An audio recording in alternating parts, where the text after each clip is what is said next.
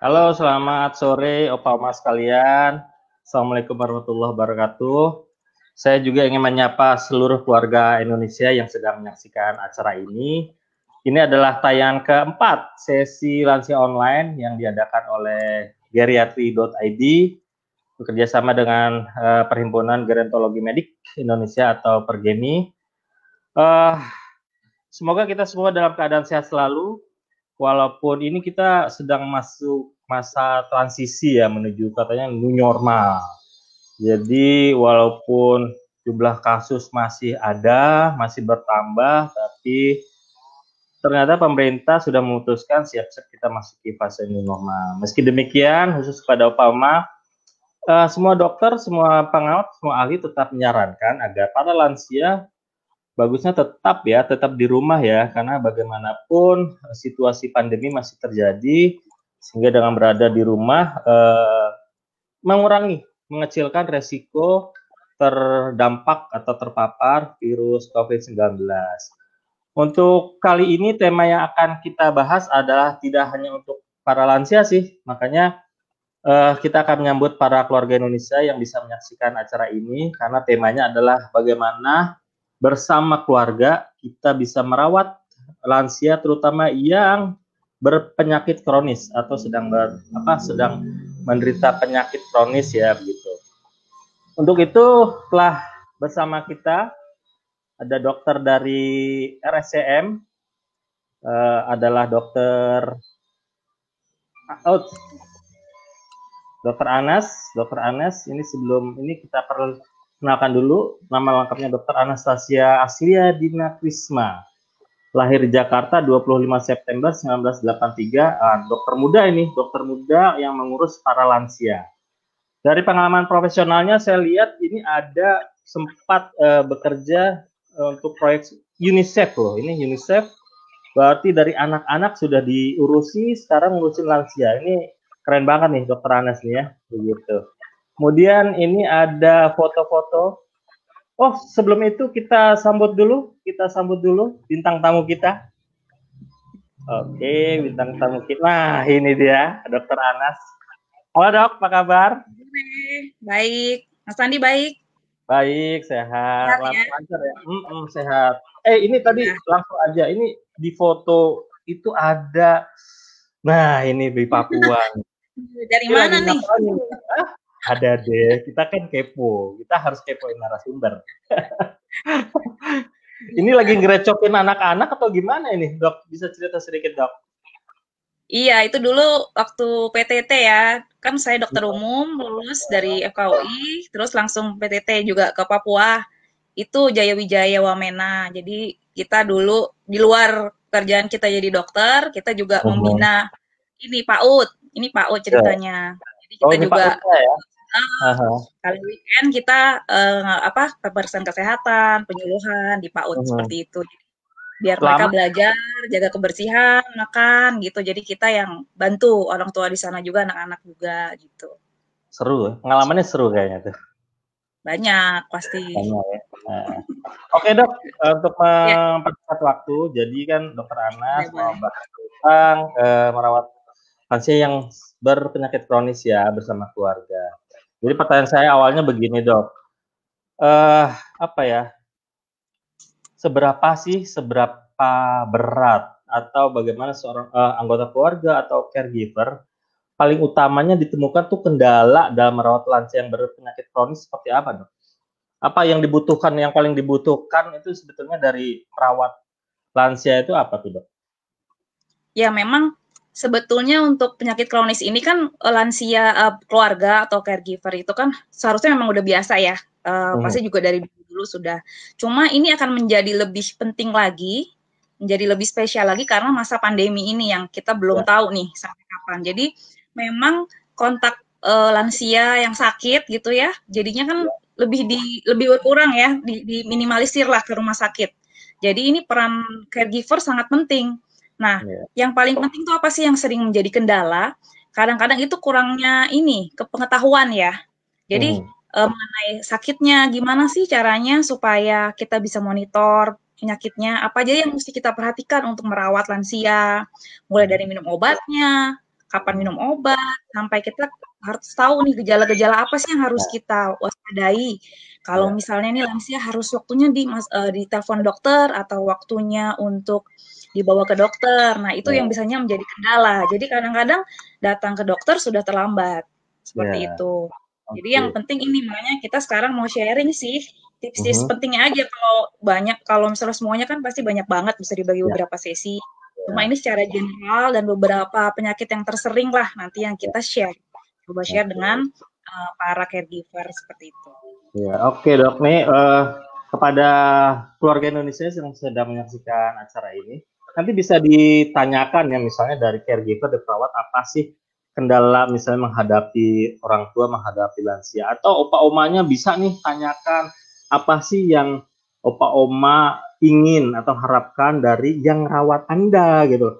Apa ini kenapa sih anak saya nggak sabaran banget ngadepin saya misalnya kayak begitu ya. Pokoknya pertanyaannya nanti bisa dicantumkan di kolom komentar Facebook, nanti akan kita bacakan dulu. Oke, Dokter Anas sudah mempersiapkan presentasi buat kita. Pak Dokter Anas dipersilahkan.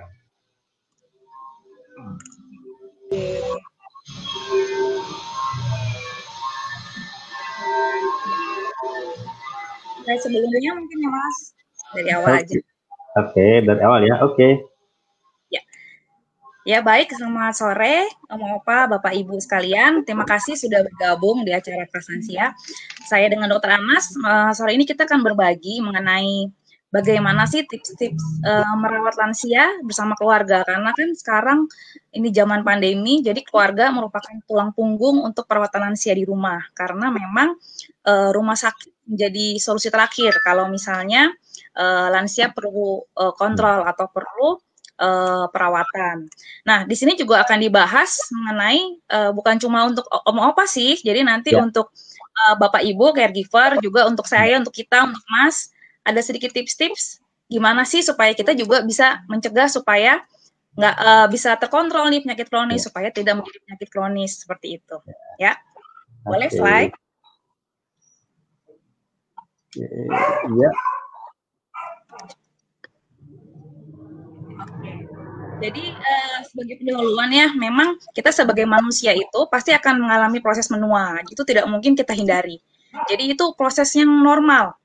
Jadi seiring dengan kita bertambahnya umur, bertambahnya usia, kita pasti akan menua. Jadi fungsi-fungsi organ kita semuanya dari seluruh badan ini pasti akan mengalami proses penuaan, proses penurunan.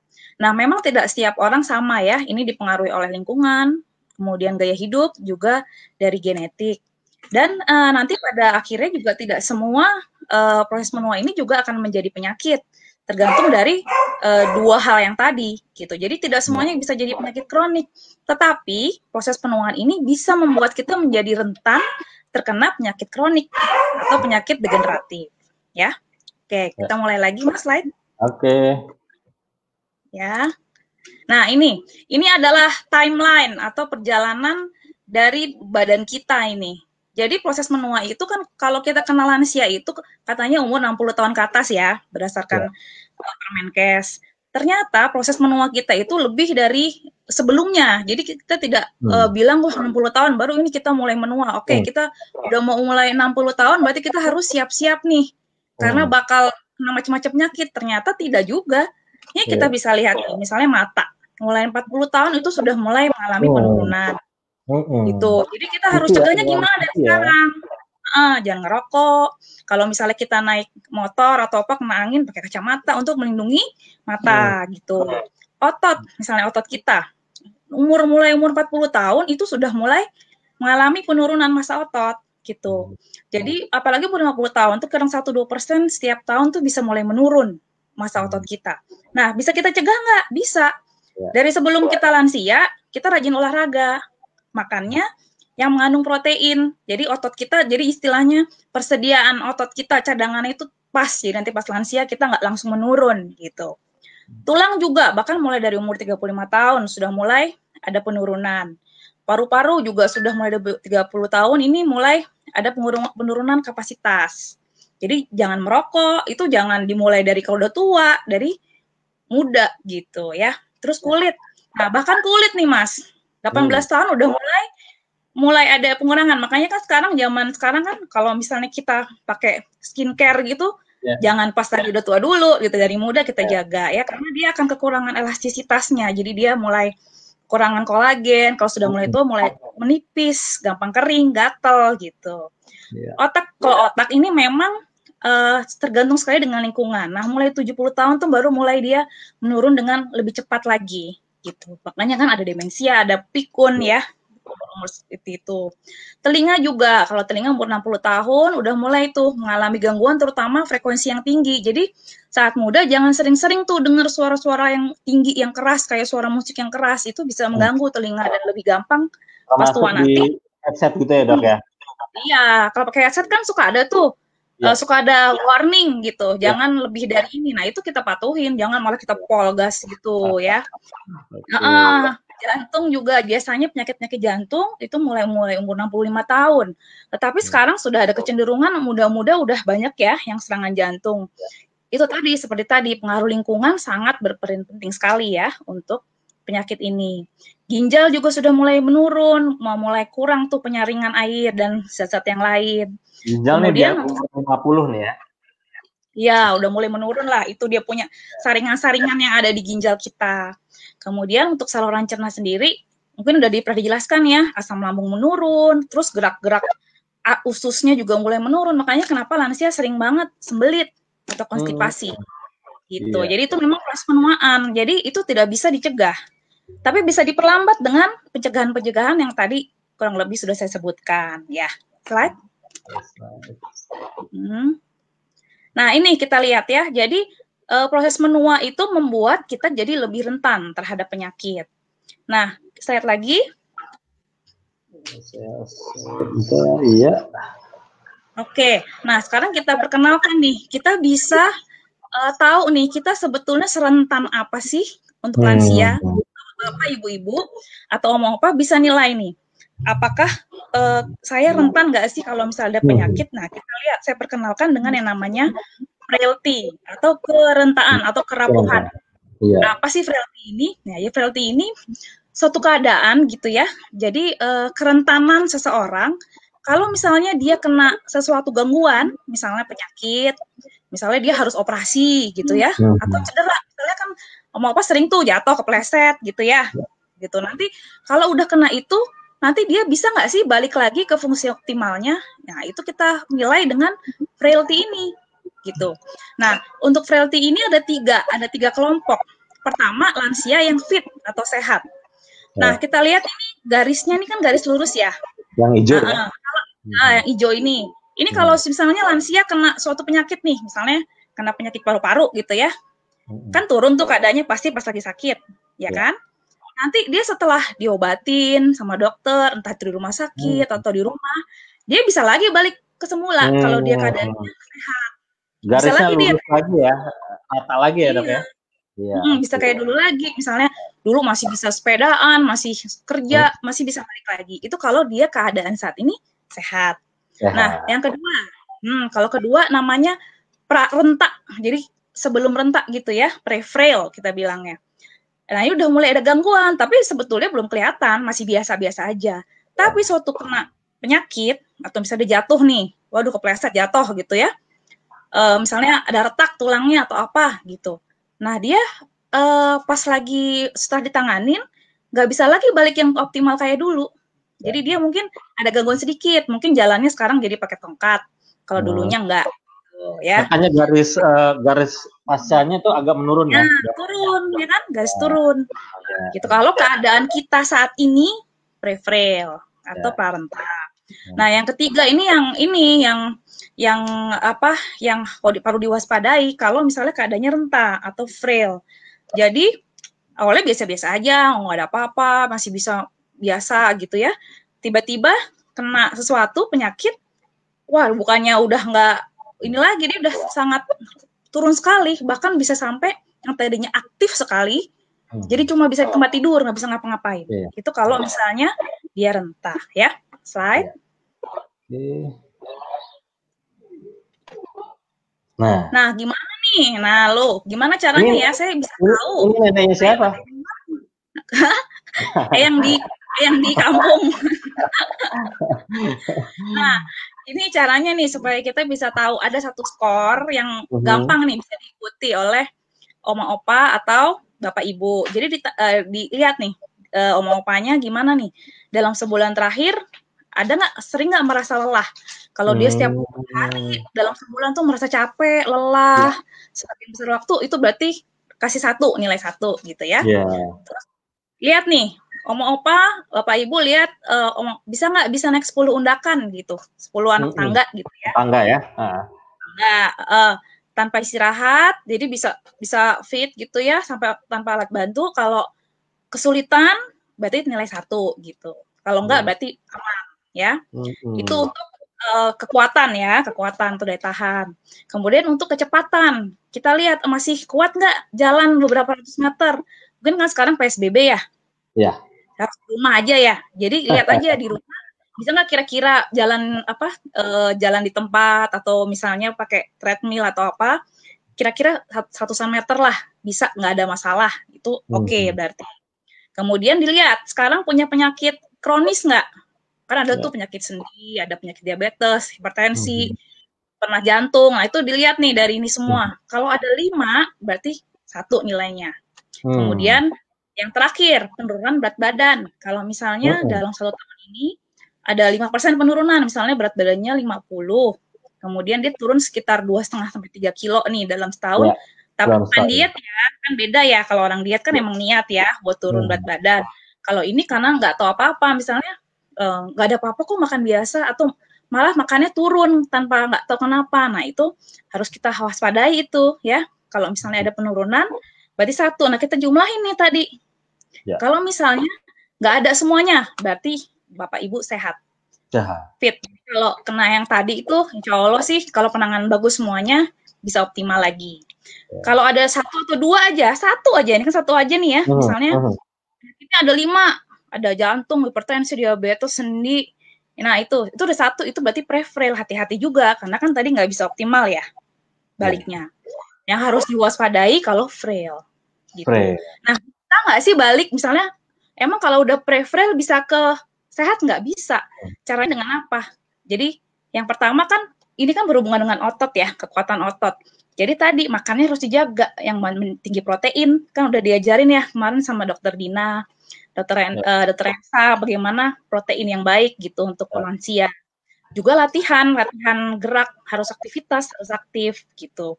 Jadi bisa sebenarnya dari prefrail jadi frail, atau prefrail menjadi fit, bahkan sebaliknya juga bisa. Ya, slide. Oke, ini bisa nanti dicoba ya ibu-ibu ya, bisa di rumah, bisa dilihat keadaan Bapak Ibu kita. Atau yang paling gampang gini, slide.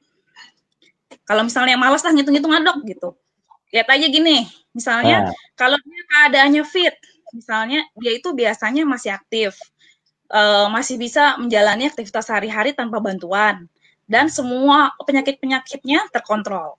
Itu biasanya dia yang fit gitu. Nah, kalau udah mulai perlu bantuan, misalnya jalan perlu bantuan, atau bahkan lebih parah lagi, semua aktivitas sehari-harinya itu perlu dibantu orang, berarti dia sudah mulai menuju ke frail atau rentan. Jadi kita lihat bagaimana kondisi ayah ibu atau lansia kita di rumah. Itu bisa kita tentukan tingkatnya yang tadi. Ya. Slide.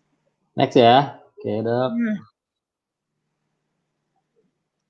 Oke, jadi seperti yang tadi ya, yang saya bahas bahwa apa yang terjadi saat kita usia lanjut itu tidak ditentukan pada saat usia lanjut saja. Bahkan ini dari Kemkes ini ada yang namanya pendekatan siklus kehidupan. Jadi dari mulai usia subur, jadi pasangan yang menikah disiapkan tuh gizinya. Kemudian pas lagi hamil, ibu hamil itu gimana gizinya, imunisasi semuanya supaya tidak anemia. Kemudian waktu lahir 1000 hari itu juga penting sekali. Karena asupan pada saat bayi balita, kemudian gizi itu sangat mempengaruhi nanti juga waktu lansia. Ada yang bilang kalau misalnya obesitas pada anak nanti meningkatkan risiko diabetes. Ada yang bilang kalau kekurangan kalsium nanti meningkatkan osteoporosis waktu tua. Jadi memang harus dari awal ya. Dari misalnya Bapak Ibu punya mantu nih, calon mantu nih. Perhatikan gizinya.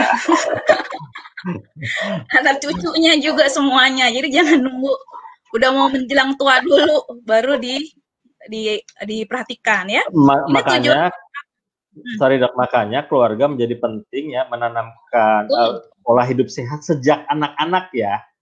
Betul Dari kecil sekali. pun anak-anak harus dibiasakan ya hidup sehat gitu ya dok ya. Betul. Slide.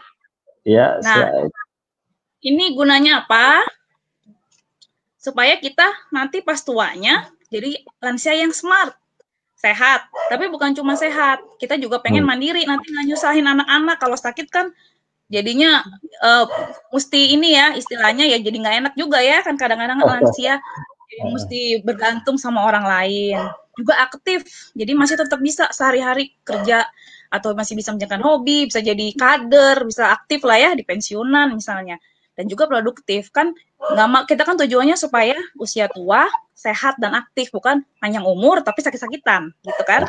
Nah ini makanya penting. Tapi tidak ada kata terlambat nih, nanti setiap tahapan itu kita ada caranya gimana untuk menjaga supaya tetap bagus keadaannya gitu ya. Slide.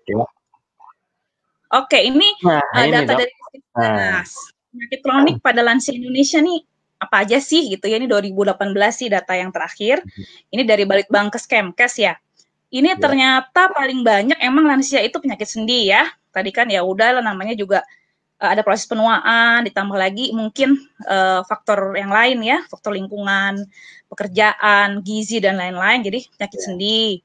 Kemudian yang kedua hipertensi, ya kan, kemudian penyakit paru, terutama kalau penyakit paru itu pengaruhnya karena rokok ya, gitu. Kemudian stroke, diabetes mellitus dan penyakit jantung itu kurang lebih sama ya jumlahnya di Indonesia pada lansia. Nah, tapi yang untuk sekarang ini kita nggak bahas semua nih. Ini mungkin bisa jadi masukan untuk lain kali. Ada request nih mau ngebahas penyakit apa gitu ya. Yang kita bahas slide. Jadi kita nanti akan kasih tips sedikit aja untuk penyakit sendi, hipertensi, dan diabetes. Nanti yang lain-lainnya bisa sambil tanya ya, atau nanti kalau ada sesi berikut ya. Slide. Nah, gimana sih prinsip melawat lansia pada masa pandemi ini ya, terutama ya pada masa pandemi ini di rumah, karena ini kan penting sekali ya untuk caregiver ya. Jadi yang pertama itu paling penting, ini udah harus paten menjadi kebiasaan, menjadi apa namanya, menjadi gaya hidup kita seterusnya, itu pola hidup yang sehat. Pola hidup yang sehat ini bukan cuma untuk lansia, tapi juga untuk caregivernya sendiri, apalagi caregiver. Kalau caregiver sakit udah nggak bisa pasti merawat lansia, ya kan? Terus yang kedua tadi, kita harus jadi pasien yang pintar, pasien yang cerdas ya. Caranya adalah kita tahu bagaimana kontrol penyakit. Jadi harus tahu penyakitnya, gimana cara kontrolnya di rumah gitu. Dan yang ketiga terakhir, kita harus kenali tanda bahayanya apa sih, kapan lansia harus kita bawa ke dokter segera. Jadi kita harus kenali. Itu yang paling penting, ini yang harus dipegang oleh perawat lansia atau pendamping lansia di rumah. Tidak melulu mengandalkan keluhan dari lansia itu berarti dok ya? Iya betul. Nanti kita bisa lihat dari penyakit-penyakit tadi, apakah harus nunggu lansia mengeluh dulu baru kita take action gitu ya. Nanti kita bisa lihat contoh-contoh ya. Slide. Oke. Nah ini pola hidup sehat kan sekarang lagi booming new normal semua ya gitu. Tapi sebetulnya bukan new normal juga sih, kita lanjutkan apa yang sudah kita lakukan gitu. Itu menjadi kebiasaan, jadi kebiasaan baru gitu. Ya. Kebiasaan baru kita, jadi itu dilanjutkan terus gitu. Jadi ini berlaku untuk lansia dan caregiver ya. Jadi yang pasti tetap ini udah harus semua penyakit, semua apapun tanpa penyakit juga harus dilakukan. Di rumah tuh pasti cuci tangan tuh harus ya. Jadi apalagi setelah sebelum memegang lansia, setelah merawat lansia, kalau misalnya kita mau ngasih makan, habis dari toilet semuanya harus cuci tangan. Jadi udah kayak di otak tuh udah kayak dicuci otak gitu ya, cuci tangan gitu. Lansia juga harus diingatkan, ayo ibu tadi dari mana, kamar mandi, udah cuci tangan belum gitu ya. Kemudian batuk harus pasti ditutup. Kalau misalnya lansia ada lagi batuk harus pakai masker. Begitu juga dengan caregiver gitu. Terus yang ketiga, tetap ya kalau lansia itu sekarang masih protokolnya kalau bisa sesering mungkin, sebisa mungkin di rumah kalau memang tidak ada yang keperluan yang sangat mendesak. Jauhi kerumunan, apalagi sekarang udah mulai dilonggarkan ya. Hati-hati tuh kalau misalnya biasanya lansia jalan-jalan gitu. misalnya sepi, bolehlah, masih boleh kalau lingkungannya masih nggak ada orang ya. Tapi kalau sekarang sudah mulai rame, harus dihindari, pasti itu.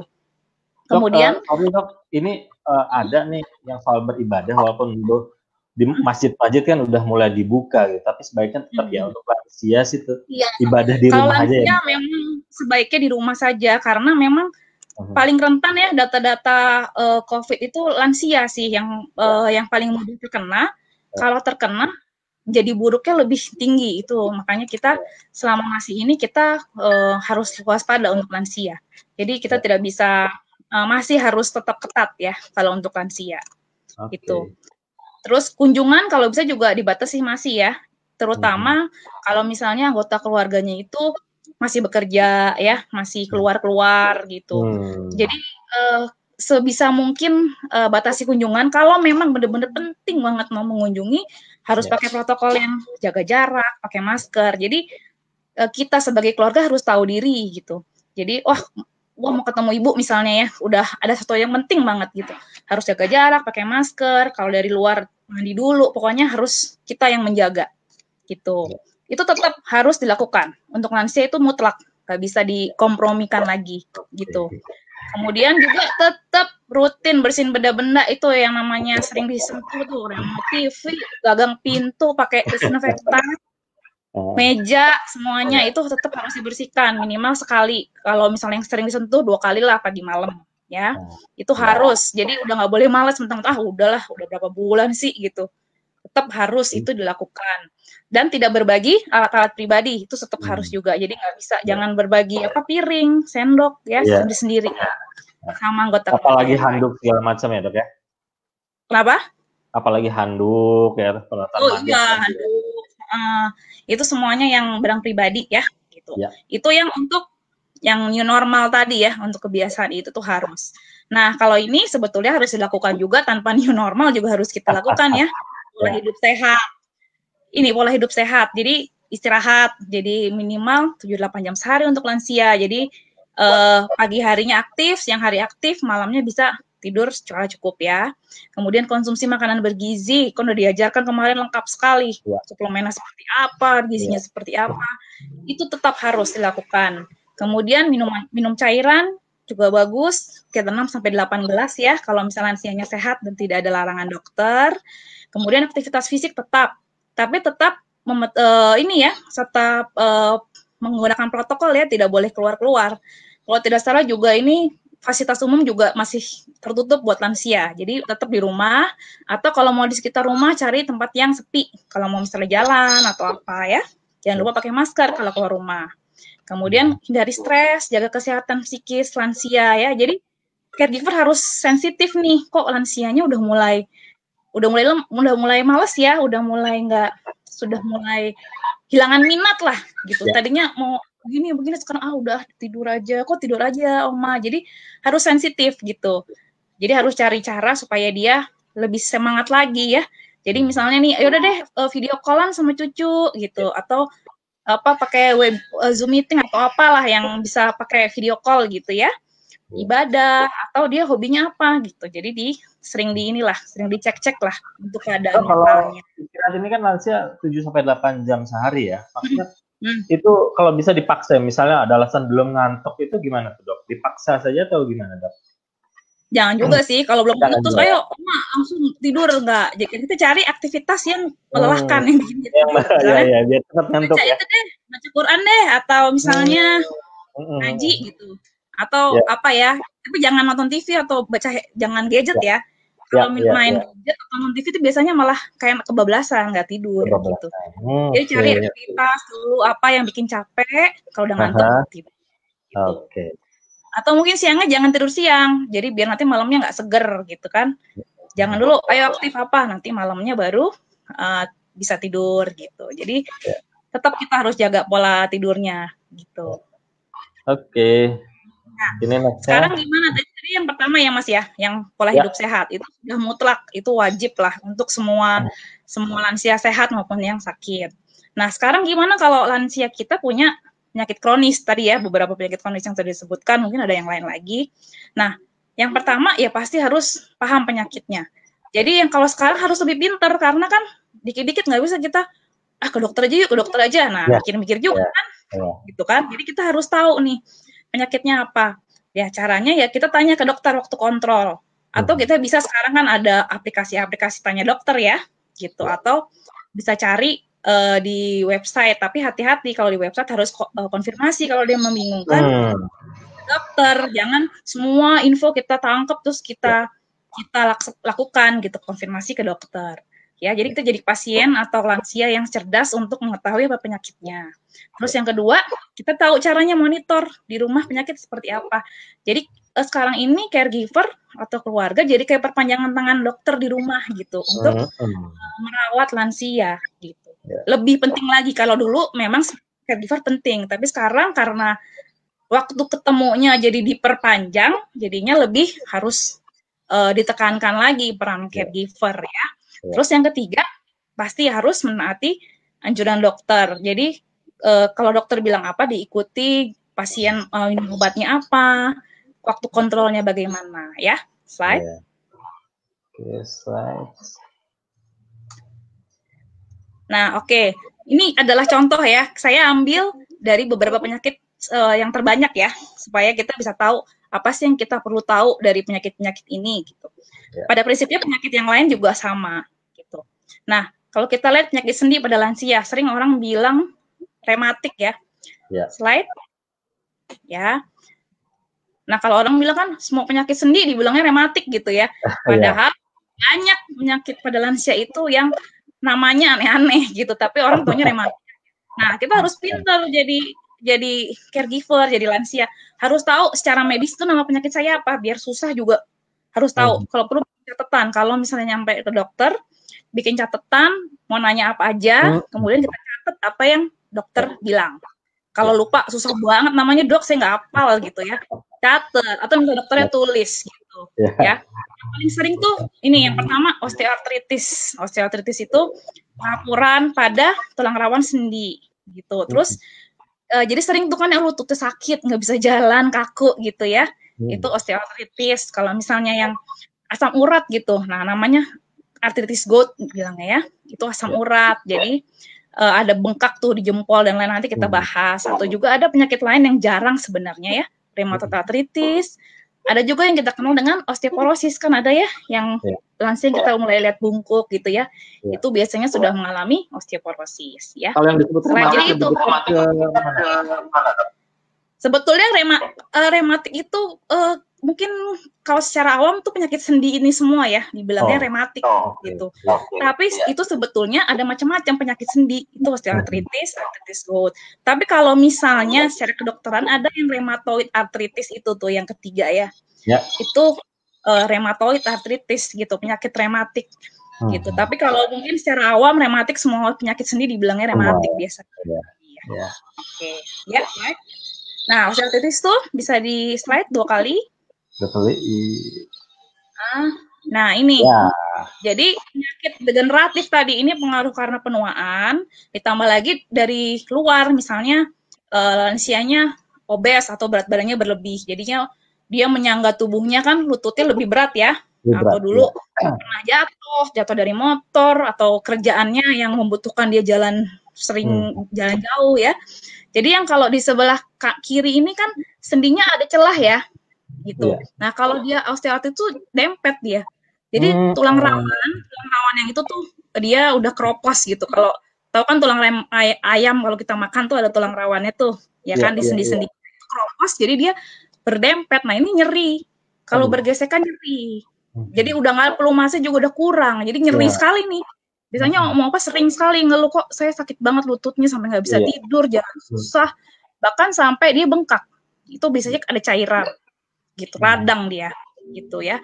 Nah ini sering kadang-kadang biasa aja gitu ya. Ternyata enggak, kita harus kontrol ini karena ini banyak sekali terdampaknya terhadap lansia. Jadi targetnya kita nih di rumah apa?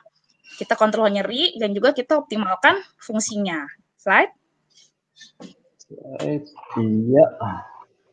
Ya, jadi gini, paling sering nih komplikasinya kan nyeri ya, yang membuat, nah nyeri ini bikin panjang masalahnya nih. Jadi kalau lansia itu nyeri kan jadi malas gerak ya, jadi malas gerak, itu kan dia jadinya imobilisasi kita bilang. Terus dia kalau nyeri juga jadi depresi, nggak bisa ngapa-ngapain, males makan, males kamar mandi, males bersosialisasi, boro-boro jalan aja susah, gitu kan? Iya. Makanya depresi, gitu. Kemudian yang terakhir, dia jadi gampang jatuh, karena kalau jalan jadinya nggak seimbang ya. Ini ngeri nih, ngeri gitu ya. Susah jatuh, jadi lebih susah lagi, gitu. Slide. Nah, jadinya gimana caranya di rumah? Yang pertama, yang tadi yang non obat-obatan dulu. Pokoknya kalau lansia itu pertama jangan dulu berpikir obat-obat, tapi yang paling penting itu ternyata yang non obat. Nah, ini non obat ini yang melakukan siapa? Keluarga, caregiver, bukan dokter gitu ya. Jadi yang pertama, kalau misalnya lansianya itu gemuk ya, berat badannya berlebih, kan sudah diajarkan cara ngitung berat badan berlebih ya. Kalau berat badannya lebih atau gemuk, kita turunkan berat badannya dengan diet ya. Kalau bisa 5% aja deh gitu. Turun pelan-pelan, sebulan setengah kilo aja udah bagus gitu ya. Terus tetap aktif. Tetap aktif ini bukan berarti jadi maksain untuk olahraga, tapi kita menyesuaikan olahraganya itu dengan keadaan gitu. Nah, kalau udah OA itu hindari yang menggunakan berat badan, misalnya di jalan lari atau jogging tuh udah nggak boleh. Kalau bisa sepeda statis aja.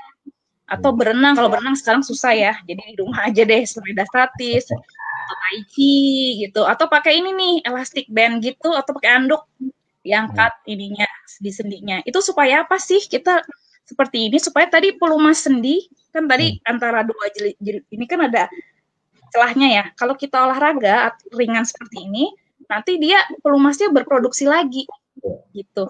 Jadi bisa gitu. Tapi ingat kalau misalnya udah nyeri sekali, jangan dipaksakan untuk olahraga. Konsultasi ke dokter harus apa gitu ya. Jadi memang ini penting banget nih anggota keluarga ya untuk mengingatkan, memberi semangat pada orang tuanya ya yang udah lansia gitu ya dok ya. Karena tetap nggak mudah juga untuk membuat lansia kesadaran sendiri, dia terus konsisten nggak gampang ya, mesti sering diingetin juga ya. Makannya juga kan disiapin. Diingetin, sering disemangatin. Ya. Oke. Oh ini sorry, ada video ya? Nah, kita lihat videonya. Ya, ini contohnya nih. Kan tadi sepeda statis ya, ini bisa latihan di rumah. Ini sehari nenek 30 menit loh latihan di rumah. 30 menit? Wow. Iya. Jangan mau kalah loh. Ini nenek umurnya hampir 90 tahun. Wah, mantap. Masih seperti ini. Tuh, dia sepedaannya nggak usah sepeda yang heboh-heboh kayak yang di gym. Sepeda yang seperti ini bisa nih. Yang penting dia kayu ya, latihan sendi-sendi, kemudian tengok kanan, tengok kiri gitu ya. Pasti bisa. Apapun bisa kita lakukan ya. Jadi jangan diem doang, teronggok doang gitu ya. Nah, ini obat-obatannya ini gimana kan kadang-kadang kita udah nih sekali berobat dikasih obat sama dokter enakan gitu ya. Terus kalau nyeri setiap nyeri saya minum aja obat inilah gitu. Hati-hati kalau obat nyeri ini dia itu akan punya efek samping jangka panjang terutama ke asam lambung. Obat-obatan nyeri biasanya untuk penyakit sendi ini. Jadi konsultasikan ke dokter ya. Dosisnya, waktu makannya gimana. Kadang-kadang setelah makan tidak boleh.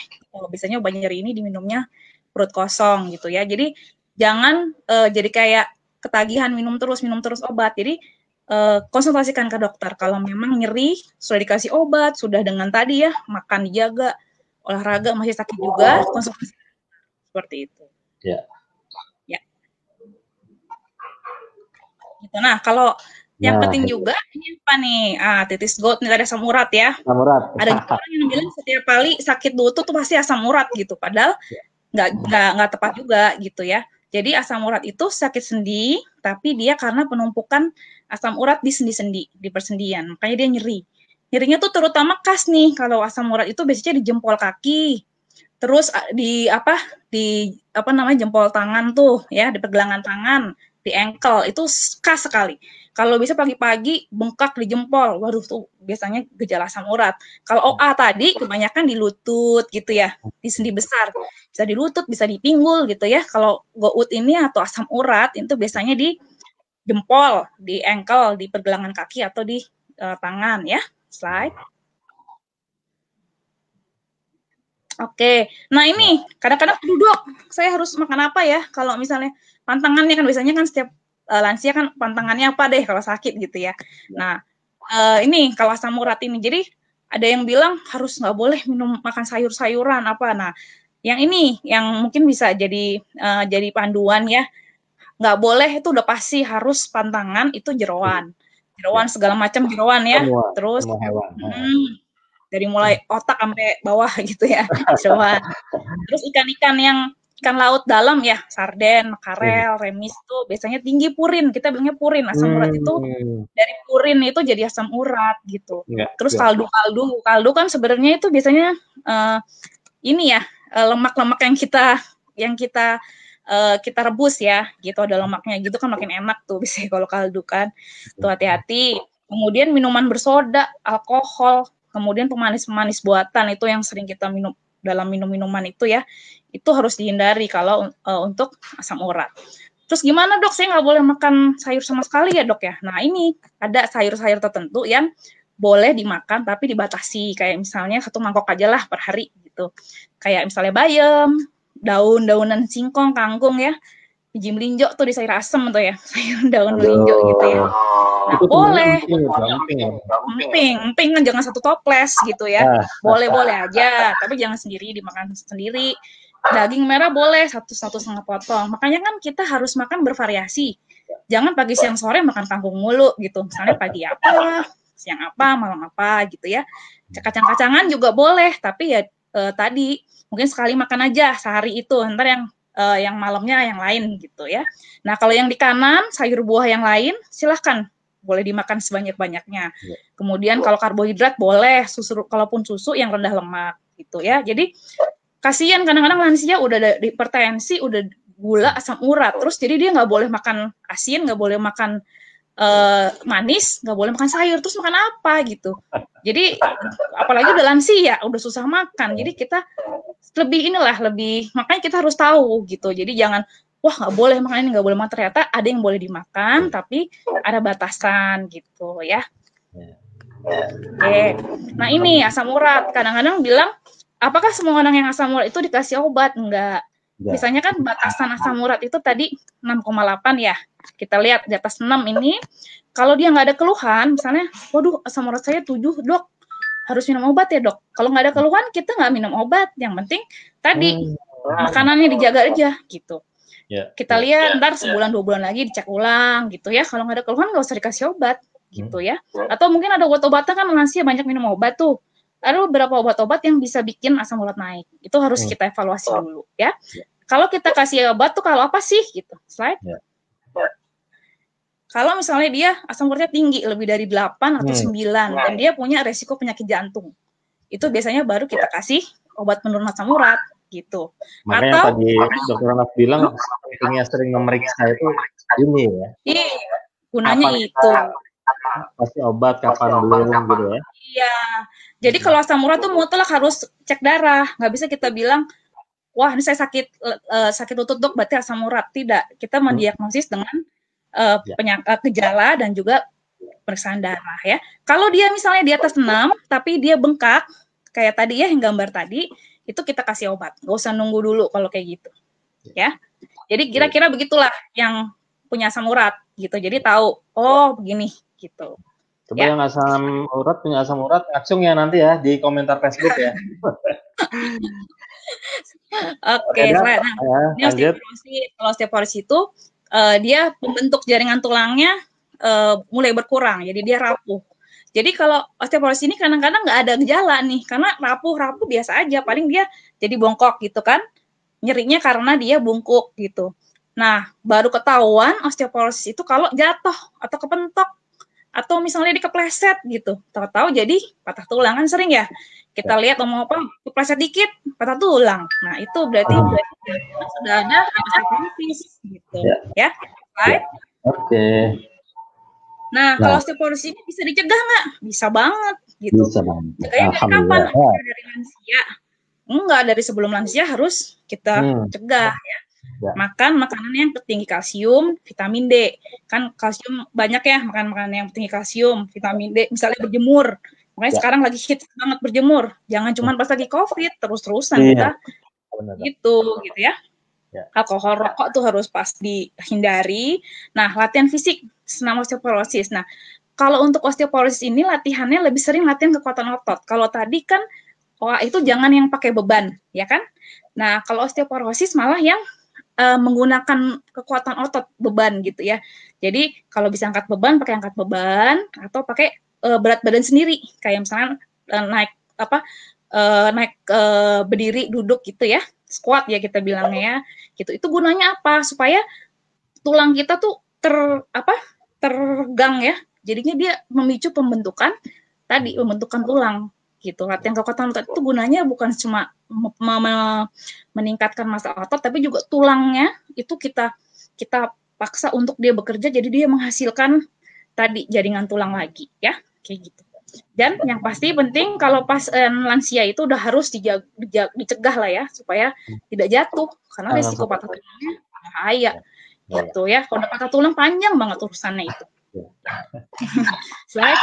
Nah, ini contohnya ini kecukupan kalsium dan vitamin D untuk lansia.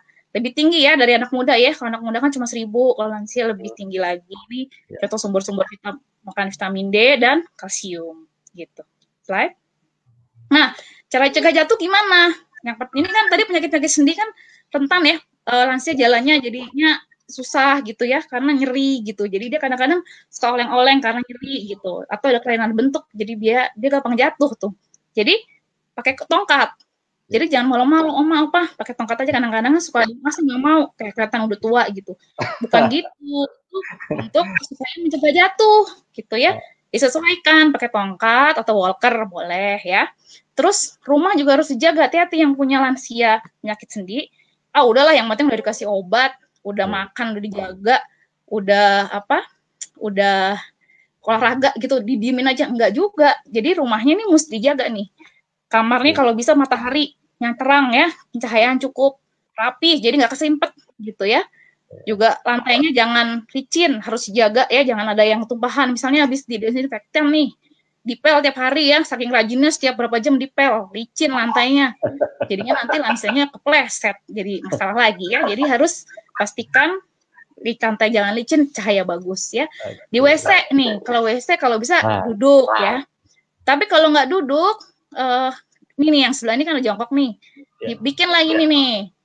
Dudukan yang ini kan bisa merah sedikit gitu. Ya, kita bikin seperti itu atau beli gitu ya. Terus kalau bisa ada handrail. Jadi ada pegangan ya. Kayak gitu. Nah, lihat di bawah nih. Kan biasanya anak-anak pada sekarang school from home, colokan semua di mana-mana nih. Kita sering tua jalan. Jatuh deh, ya kan? Yang dirapihin gitu. Jadi jangan cuma lansianya, tapi lingkungan rumahnya juga kita jaga supaya mencegah lansia jatuh gitu. Ya. Oke, next. Oke. Nah, sekarang kita ke hipertensi ya. Slide. Nah, sering juga nih hipertensi ya, gitu. Apa sih hipertensi? Kapan kita dibilang hipertensi? Kalau misalnya dia tensinya lebih dari 140/90. Itu dengan ukuran ya, slide. Kadang-kadang ada yang bilang kalau lansia itu berarti harus wajar dong di atas 140/90. Enggak juga, semuanya sama, mau lansia mau sebelum lansia, kalau tensinya lebih dari 140/90, lebih dari sekian ya, dia pasti hipertensi. Nah, kita lihat nih, kalau misalnya kita secara umum, kalau tensinya bagus, boleh tiap 5 tahun. Kalau misalnya hipertensi, kalau bisa berkala, lebih cepat lagi. Nah, beda kalau lansia, slide. Oke, sorry dok, ya. Kalau lansia minimal setahun sekali.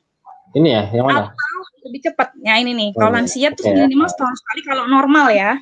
Atau lebih sering lagi, misalnya kalau kontrol ke dokter, tensi. Ya, minta tensi. Gitu. Ya, jadi karena tadi kan lebih rentan ya, udah lansia lebih gampang karena proses penuaan tadi gitu. Jadi dok, ya? setiap kali katakanlah ke visit ke dokter, mau sakit apapun kalau bisa minta di tensi ya. Kalau perlu anaknya sakit, tensi dong saya gitu. Oke. Ya. Ada ini ya. Nah, gitu ya. Jadi, nah kalau di rumah gimana nih? Ini harus semua lagi masa seperti ini disarankan sih memang semuanya lansia yang punya hipertensi disarankan punya alat ukur cek tekanan darah sendiri, kan sekarang banyak yang digital ya, gitu. Itu bisa dilakukan sendiri oleh caregiver, lansia juga bisa yang memakai di ini ya, disarankan yang pakainya di tangan, jangan yang di pergelangan ya, yang di lengan. Caranya harus benar ya, jadi selama 30 menit istirahat, jangan minum kopi, jangan ngerokok, jangan aktivitas dulu, istirahat, duduk 5 menit, duduk ini, terus tangannya di sejajar jantung ya, seperti gambar ini, kemudian kita ukur 2 kali selang 1 menit ya, setiap hari, pagi, malam, kalau bisa jam yang sama, kalau misalnya pagi sebelum minum obat, malam sebelum makan malam, itu dicek gitu. Semakin dia belum terkontrol tensinya, semakin sering ditensi. Karena yang menyebabkan, yang kita bilang terkontrol itu bukan hanya sekali dicek terkontrol, enggak. Kadang-kadang tensi itu fluktuatif, pagi normal, malam kadang-kadang tinggi, itu juga nggak benar. Jadi untuk lansia penting sekali untuk selalu dijaga tensinya terus normal sepanjang waktu. Caranya gimana? Pagi cek, malam cek. Dok, ya? Kalau misalnya ada perubahan kayak gitu, artinya bukan di mesinnya kan, bukan di alatnya juga. Memang tensi kita juga bisa naik turun ya, Dok? Iya, bisa. Seperti Soalnya itu. Kita sering juga nuduh, ini alatnya nih yang nggak benar nih. Nggak mesti begitu ya? Nggak mesti juga, tapi harus itu dipersiapkan dulu tuh tadi kondisinya tuh, prakondisinya. Jangan rokok, jangan ngopi dulu gitu ya. Kalau udah bagus semuanya, tensinya tinggi, kita harus waspada tuh ya, gitu ya. Jadi kalau untuk hipertensi tadi harus minum obat sesuai anjuran dokter. Harus tanya, ini obat diminumnya kapan, jam berapa, habis makan apa sebelum makan, seperti itu. Karena saya pernah dapat pasien udah 5 tahun hipertensi, nggak tahu kapan minum obatnya, cuma pokoknya setiap jam segini aja lah dok, saya minum gitu. Jadi tanya ke dokternya ya. Kemudian, jadi kontrol ke dokter, kalau sekarang bisa dimanfaatkan telemedicine ya. Jadi buat janji dulu supaya nggak kelamaan nunggu di rumah sakit ya. Sekarang juga sudah obat-obatan yang kronis ini sudah bisa disediakan 2 bulan. Mungkin tidak 2 bulan langsung dikasih, tapi biasanya siap sebulan nanti bisa tebus di apotek keluarganya. Jadi nggak mesti lansia harus datang setiap minggu ya, atau setiap bulan untuk ambil obat. Sekarang udah boleh, BPJS sudah ada keputusannya, begitu juga udah kerjasama dengan rumah sakit ya. Tadi buat ukuran tekanan darah, catat secara berkala. Nah ini kan sebenarnya nggak ada keluhan ya, lansia ya. Tapi nggak dicek tekanan darahnya, ntar tiba-tiba taunya ada keluhan. Nah itu udah terlambat, jadi kita harus rutin cek tekanan darah ya. Kemudian pola makan, slide. Nih pola makan, darah tinggi nih. Yang penting apa sih? Kalau darah tinggi kan pasti garam, ya kan? Garam. Nah kalau lansia itu beda dengan dewasa biasa. Kalau dewasa biasa itu pantangan garam kalau bisa 2 gram kurang. 2 gram itu sekitar 1 sendok teh sehari ya. Sehari. Bukannya 1 kali makan 1 sendok teh itu udah bubar berarti ya kan. Jadi kalau garam cuma untuk rasa enak gitu aja, jadi nggak di satu ini, jadi 1 hari. Nah kalau lansia itu resiko untuk kekurangan natriumnya tinggi karena tadi ginjalnya udah mulai menurun ya. Jadi tidak seketat kalau dewasa. Jadi bolehlah kalau lansia itu 1 sendok teh lebih gitu, atau 2 bahkan, apalagi kalau lansianya makannya susah gitu.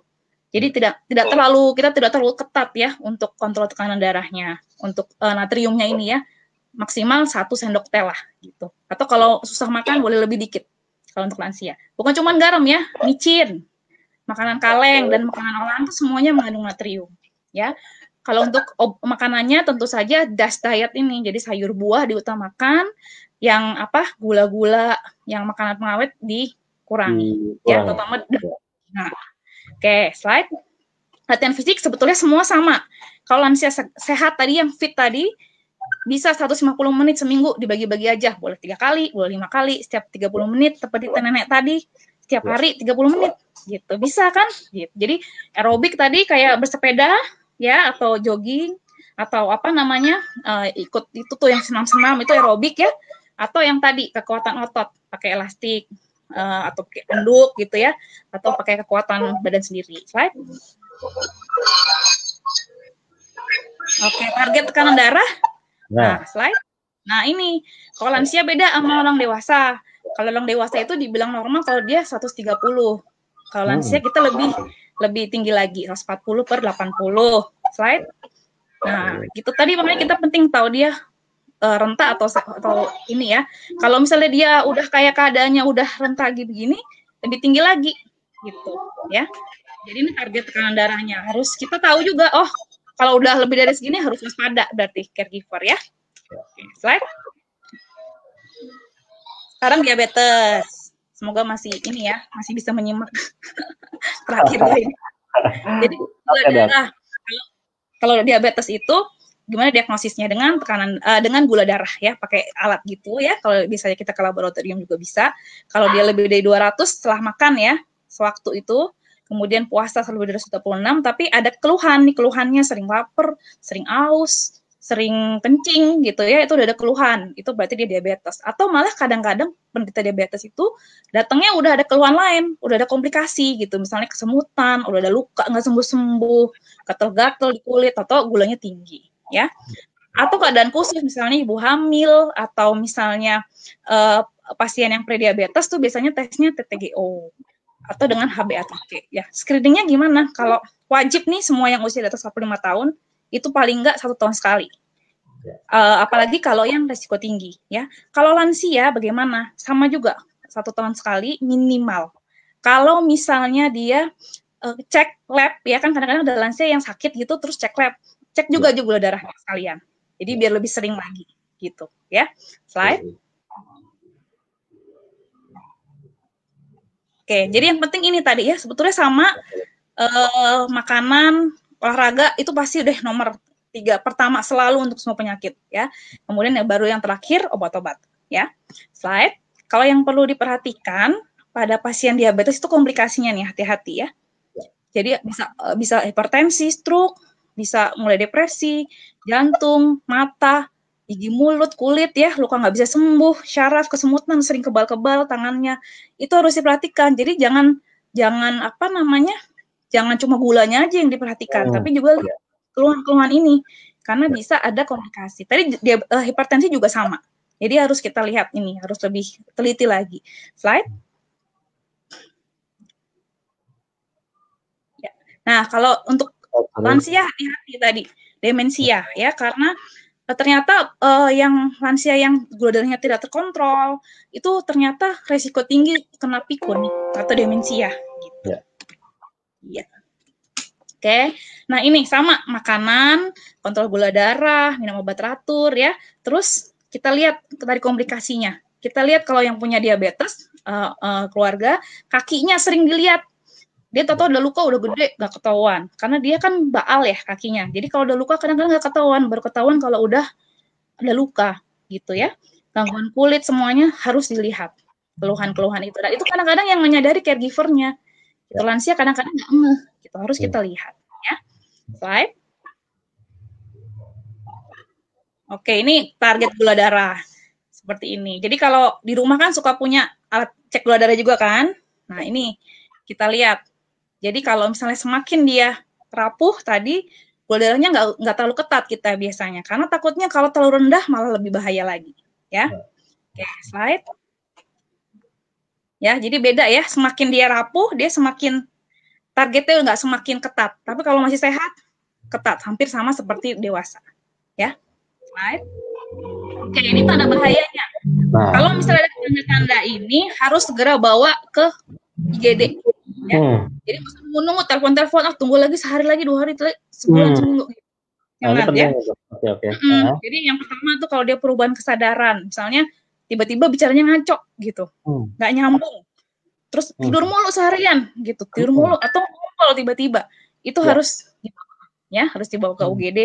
Kemudian kalau ada nyeri dada saking memberat ya, nyeri dada memberat ini bisa macam-macam, bisa jantung, bisa paru-paru juga bisa ya, bawa. Jangan nunggu-nunggu dulu, langsung aja.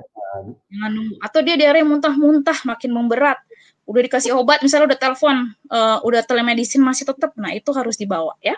Nggak mau makan, demam tinggi terus-terusan, misalnya 2-3 hari terus, itu bawa ke dokter.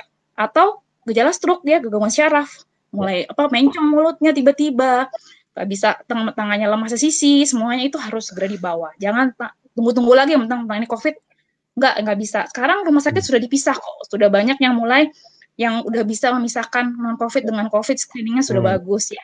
Ya. Terus sesak napas makin berat gitu ya lansia, bawa, jangan tunggu-tunggu lagi ya. Atau dia berdarah, entah dia buang air besar berdarah hitam atau mimisan atau yang lain, harus dibawa. Atau nyeri yang memberat. Itu darah sorry dok, kalaupun masih kelihatannya masih sedikit, udah bawa aja ya, jangan masih sedikit, jangan gitu ya dok ya. Ya kalau masih sedikit, misalnya bisa berhenti gitu ya, itu boleh telemedicine dulu. Ya, nanti dokter yang mengarahkan. Tapi kalau nggak berhenti-berhenti, misalnya buang air besar, berdarah nggak berhenti-berhenti, banyak, langsung bawa aja. Ya. Atau nyeri makin memberat, udah dikasih obat nyeri masih sakit juga, bawa aja ke dokter ya, ke IGD. Atau dia jatuh, jadi dia nggak bisa jalan ya, jatuh dia nggak bisa jalan, terus atau malah curiganya ada patah tulang ya, langsung dibawa ke UGD juga. Gitu. Ya, jadi makanya caregiver penting banget sebelumnya. Penting banget caregiver untuk tadi nyimpen nomor darurat ya, nomor darurat disimpan. Kemudian ya.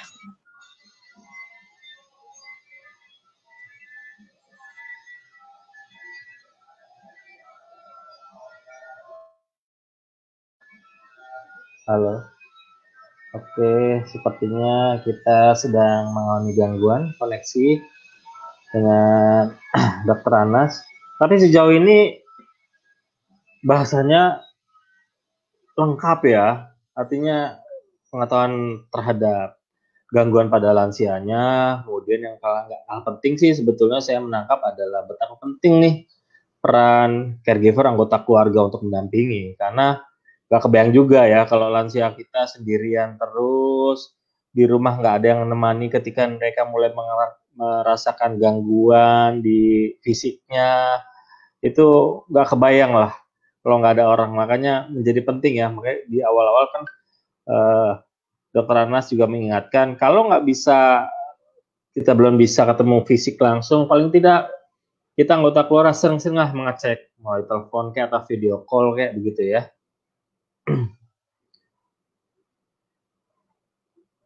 Oke, kita cek dulu dokter.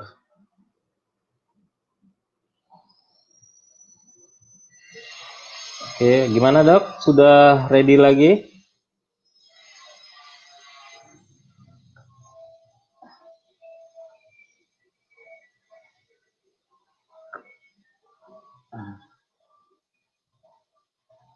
Mohon maaf, ini ada keluarga Indonesia, pada Oma Opa yang masih setia mengikuti acara ini.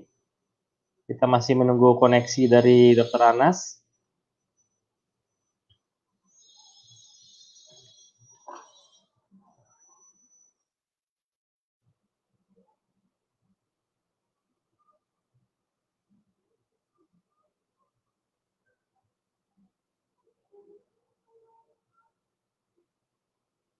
Oke, saya ingatkan lagi, jadi ada Oma Opa maupun siapa saja yang mengikuti acara bincang-bincang ini, buat siapapun yang ada pertanyaan, silahkan bisa disampaikan di kolom komentar di Facebook-nya. Nanti yang terpilih akan kami bacakan dan akan dijawab oleh Dr. Anas. Juga karena Geriatri ID ini punya grup WhatsApp lansia, kita juga akan mengambil pertanyaan yang sudah masuk di grup gitu. Nah, ini sudah Dr. Anas sepertinya sudah mau ready.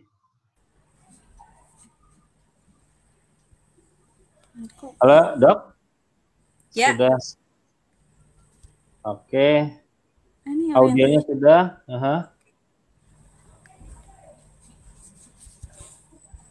Ya, maaf ya. Oke. Yang penting datang lagi, Dok. Maaf ya, Ibu, teknis. Ya, jadi tadi ya, semua caregiver harus siap untuk simpan nomor darurat segala macam, semuanya harus.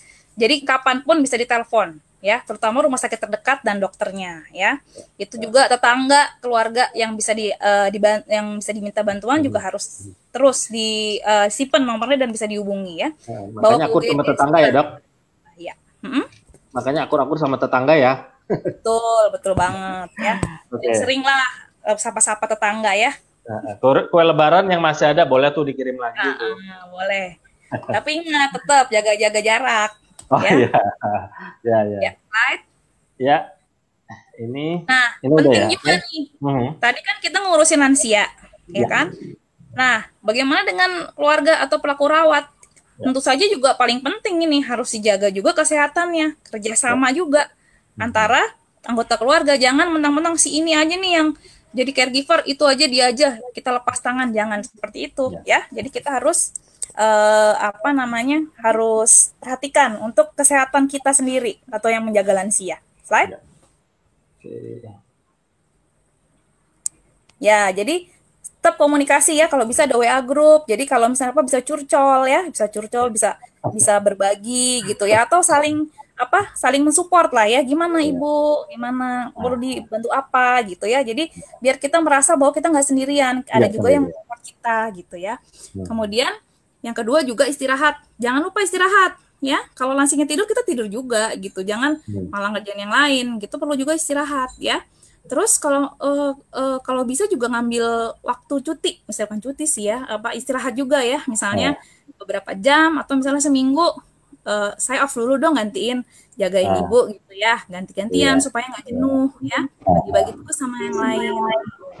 Kemudian untuk jangan lupa juga kesehatan jasmani ya, olahraga di rumah, Ya. kemudian menjalankan hobi ya, jangan lupa juga itu untuk menjaga kesehatan mental.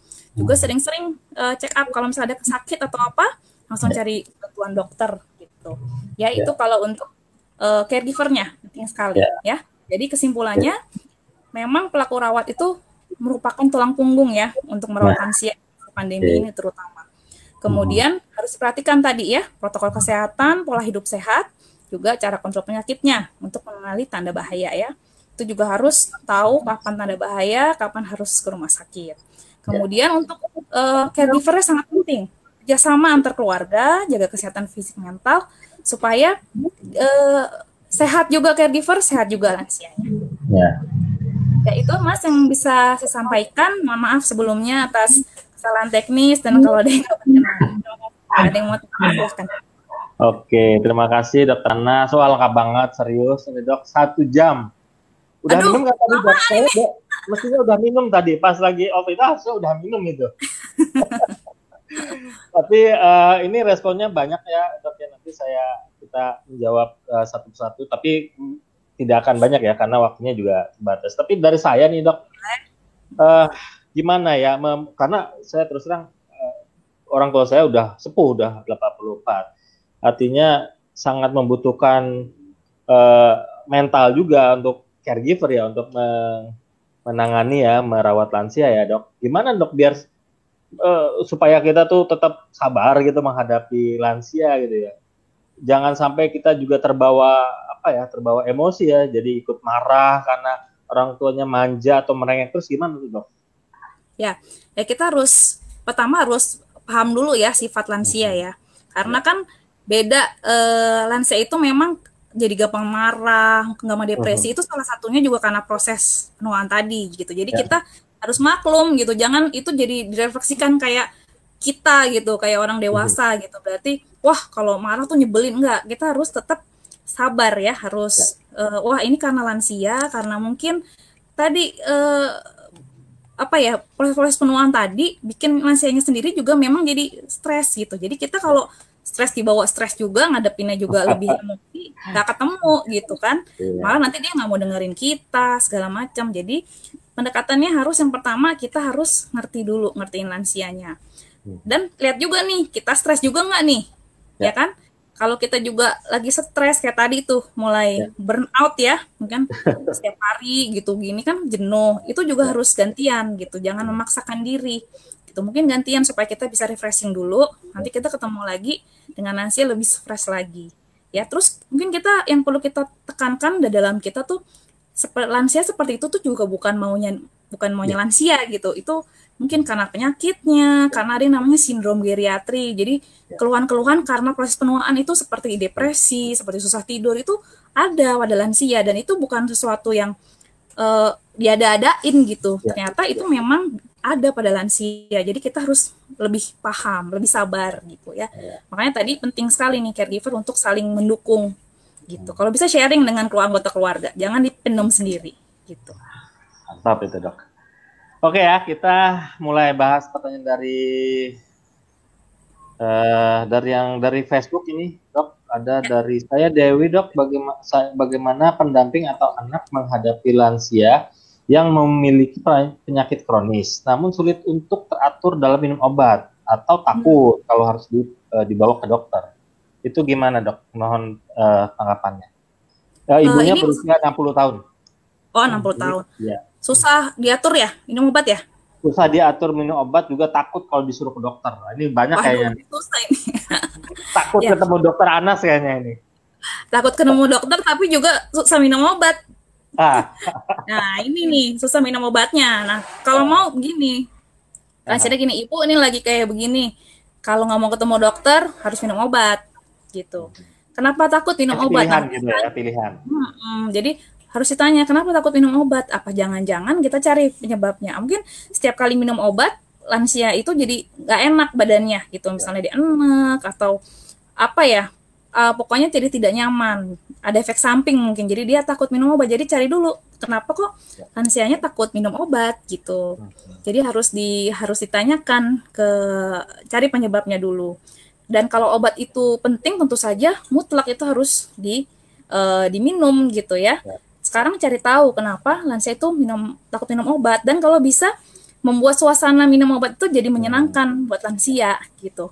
Mungkin sambil makan yuk, kita bareng-bareng, Ibu minum obat, nanti saya temenin deh gitu ya. Atau misalnya minum obatnya kalau pahit gitu misalnya, mungkin bisa dibagi atau pakai yang manis-manis gitu. Jadi bikin itu jadi pengalaman yang menyenangkan gitu buat orang tua. Jadi dia mau minum obat. Terus manfaatnya apa obatnya. Dan kalau misalnya nggak minum obat, ada apa-apa malah lebih susah lagi, harus ke dokter. Jadi mau nggak mau harus diminum gitu.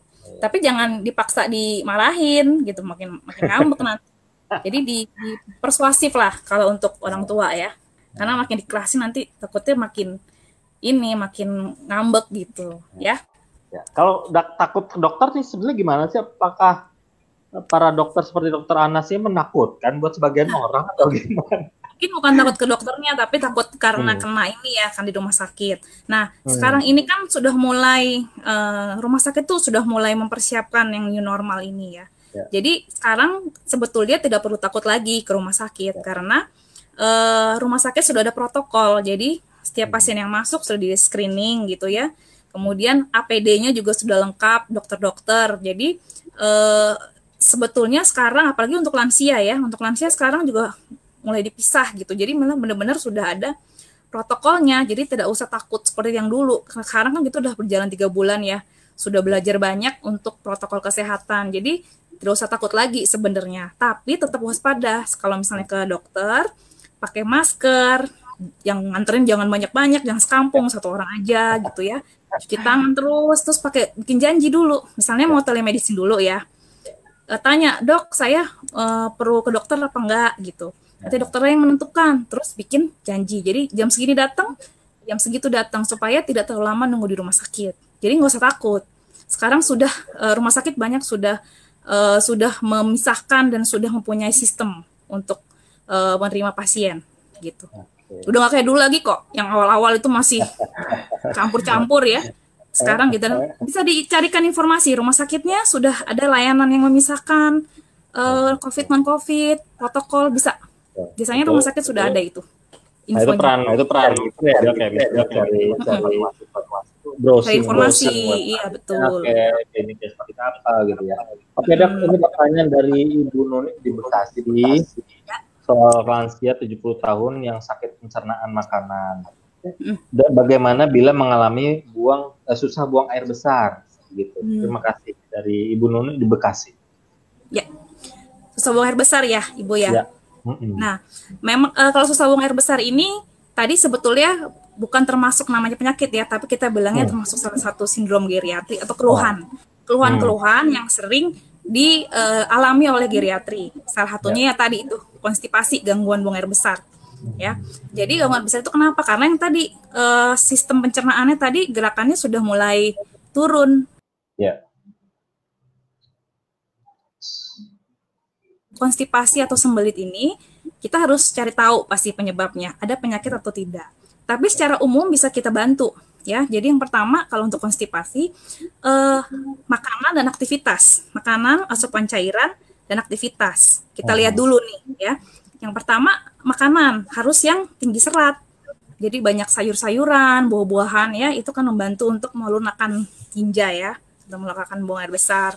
Kemudian minum juga harus cukup 6-8 gelas tadi, kecuali kalau ada penyakit tertentu, itu harus. Terus yang ketiga, aktif. Jadi harus aktif ibunya, lebih aktif lagi, misalnya olahraga ya, aktivitas fisik yang ringan-ringan setiap hari, jadi mobilisasi gitu ya. Itu bagus juga untuk supaya tadi merangsang gerakan saluran cernanya, supaya dia bisa lancar buang air besarnya. Itu kalau sudah dilakukan, udah diperhatikan, masih tetap seperti itu, bisa konsultasi ke dokter. Itu ada beberapa obat yang bisa diminum untuk melancarkan buang air besar. Tetapi itu tidak untuk jangka panjang ya, itu untuk hanya untuk membantu saja supaya ibu jadi nyaman, seperti itu. Oke, ada lagi pertanyaan ini dok? Mungkin pertanyaan terakhir ya, karena sudah waktunya sudah sebentar lagi. Jadi dari Ibu Sri Suwartina. Apakah tandanya kalau kita kekurangan vitamin D, kemudian bagaimana kalau tensi tidak stabil, padahal sudah minum obat secara rutin? Makasih dok jawabannya. Oke. Monggo dok. Ya. Tanda kekurangan vitamin D ya, memang kalau vitamin D itu biasanya kan itu berhubungan dengan penyerapan kalsium ya, dengan tadi osteoporosis ya kalau untuk orang tua terutama ya. Tadi biasanya penyebab tanda-tandanya itu ya kalau kekurangan vitamin D yang berhubungan dengan tadi pengeroposan tulang, misalnya ada nyeri-nyeri di tulang belakang ya, karena misalnya mulai ada pengeroposan tulang seperti itu. Atau biasanya kalau vitamin D itu juga berhubungan dengan imun ya. Kadang-kadang ada yang masalah penyakit ya, terutama penyakit-penyakit autoimun juga bisa itu kekurangan vitamin D. Jadi salah satunya itu untuk vitamin D kekurangan tanda-tandanya, terutama untuk pada lansia itu berhubungan dengan osteoporosis tadi.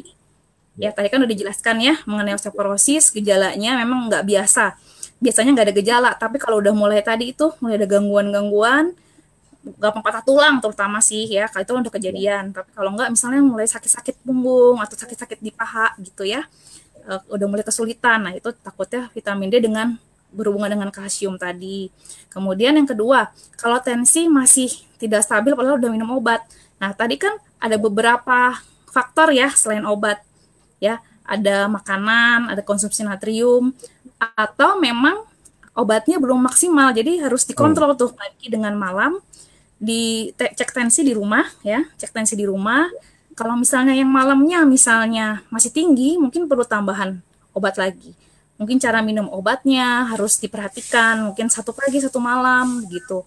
Apakah dosisnya harus ditambah atau diganti obatnya gitu ya.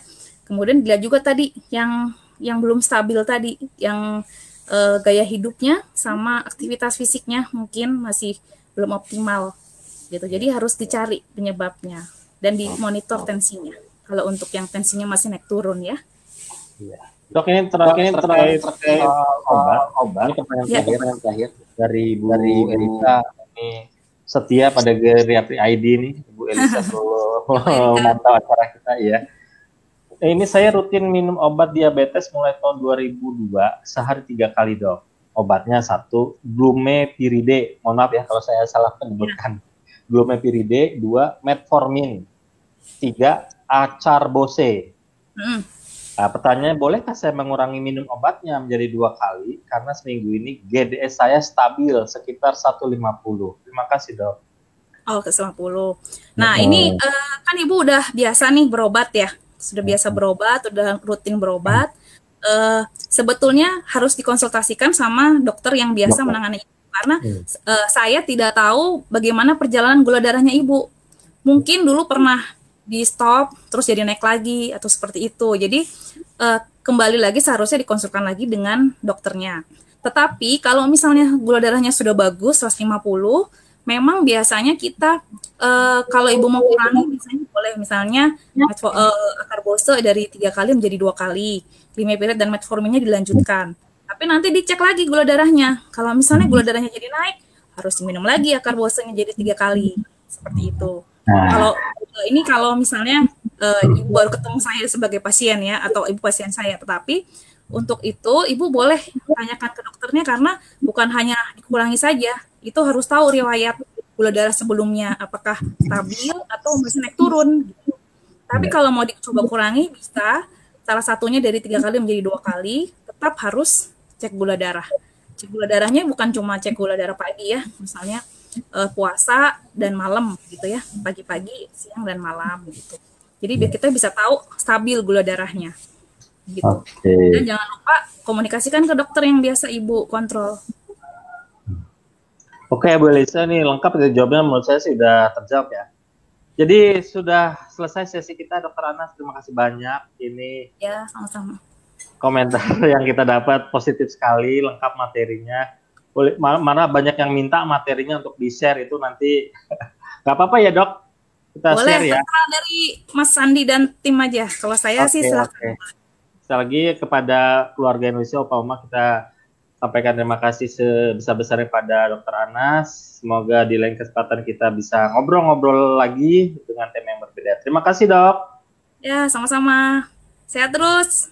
Ya, oke, demikian Opa Oma juga keluarga Indonesia bincang-bincang hari ini, semoga bermanfaat dan ikuti terus acara sesi lansia online bersama geriatrik.id. Dari saya cukup sekian, kita nantikan sesi-sesi berikutnya. Tetap sehat dan jangan lupa bahagia.